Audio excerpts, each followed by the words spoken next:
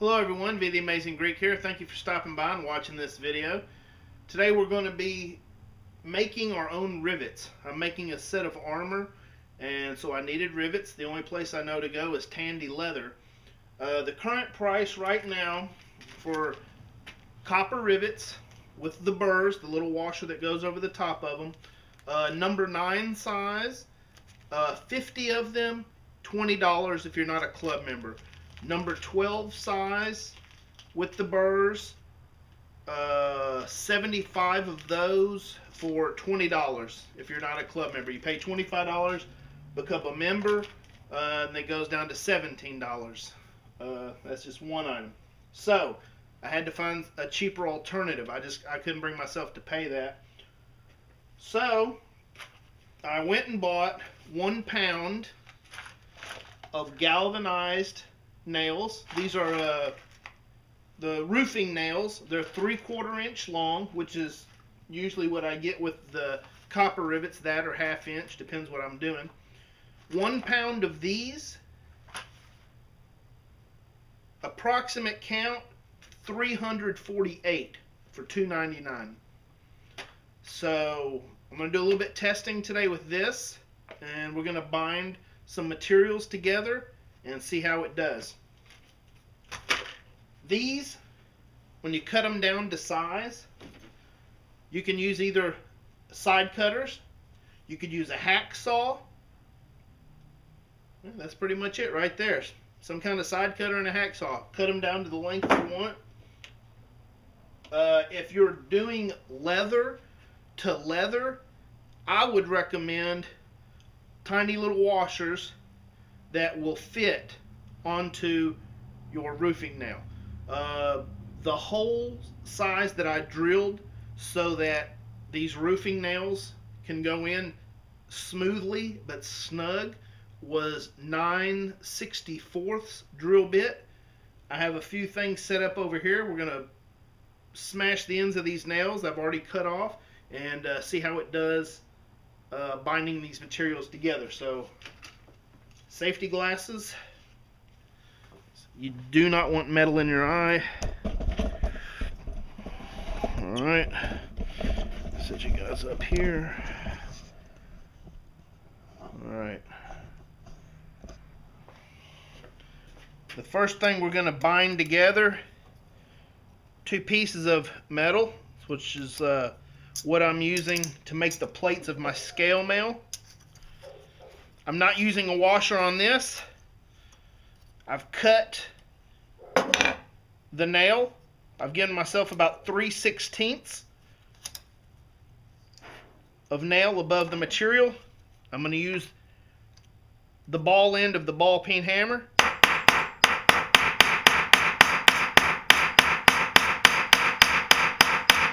Oh yeah, that's flattening out really good.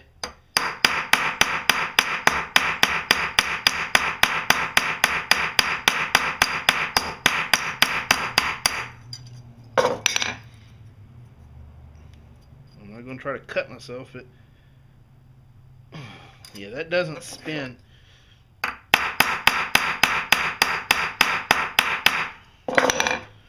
That's nice and flat. The back is nice and flat. The roofing nails, it does have these little bitty fins on the sides here. I was wondering if when hammering this flat, if they were going to create like a gap, but they really don't. I mean, I can't get my fingernail in there. It flattens out pretty good. That, you don't need a washer. A little bit of metal to metal. Alright. Now we're going to put a piece of leather to a piece of metal. Say we're taking a armor plate, putting it on a leather backing. This is something we would do. Again, I am not going to use a washer because the mashed head of that nail is not going to hurt the metal itself.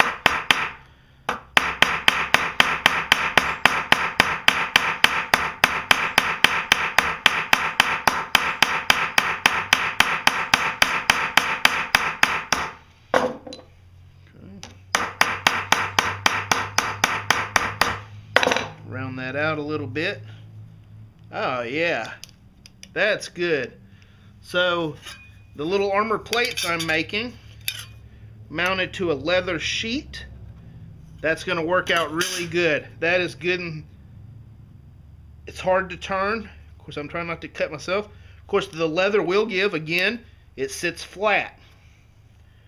Call that a success.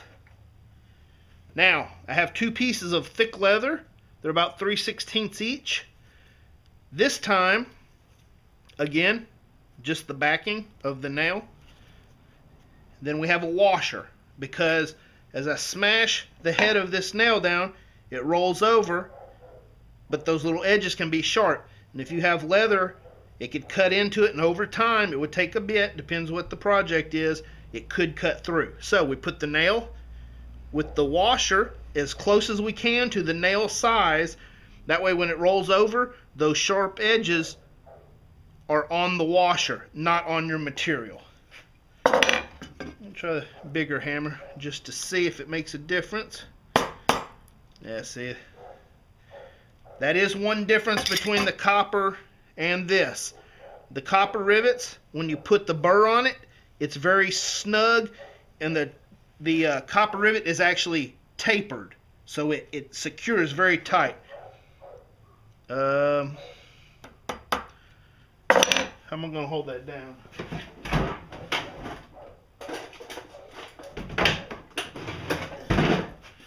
Alright, I'm going to use a pick. Wow. Alright, so we'll have to find a way to secure that.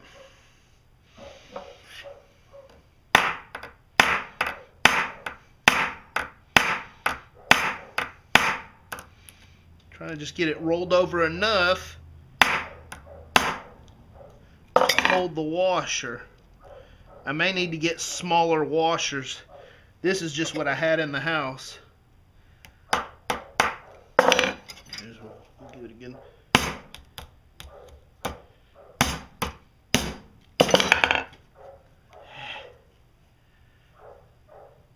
That big hammer was too much.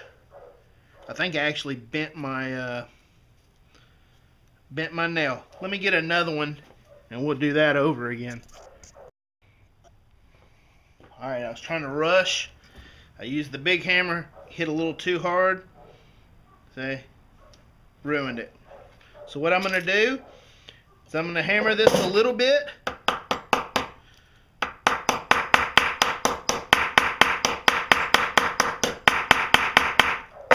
Try to get it so that my washer is snug going on. I don't think that's quite enough. And it seems like the taller the nail is, like on this leather that I'm putting together here, that it is, you have to be much more careful hitting this nail, because it will tend to bend, so you got to hit pretty straight.